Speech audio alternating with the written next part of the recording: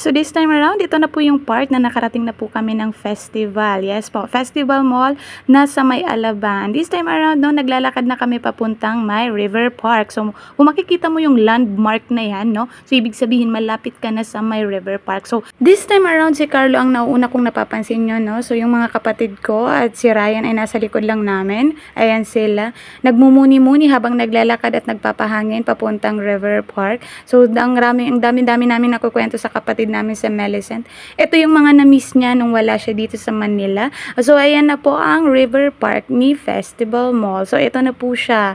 So, ngayon napansin ko na medyo onti lang ang taong tumatambay ngayon. So, unlike before na pagpunta namin talagang puno ng tao dyan. Meron pang kumakanta dyan. May nagigig pa. Ayan. So, actually, this time around, no, may music naman talaga dyan, pero speaker lang. So, nag-wave-wave na nga rin si Garis dyan sa camera, and then napansin din niya, sabi niya sa akin, ate, onti lang tao ngayon, no? Unlike before na pagpunta natin, ang dami-dami talaga. Sabi ko nga, iya. So, ayan, kapag may mga kasama kang bata, no worries, kasi pwede silang maglaro dyan ng libre lang habang ikaw ay nagmumuni-muni at nagpapahangin. Merong mga laruan or may mga play area na kung saan ang mga bata ay talagang pwedeng maglaro, want to sawa yan. Kaya kapag pumunta ka dito, wala ka talagang ipag-aalala kasi ang mga bata ay mayroon talagang mapapaglaruan. So ayan, no, yan talaga ang River Park. So dito pwede kang tumambay, magmuni-muni kasama ang pamilya, friends at mga mahal sa buhay.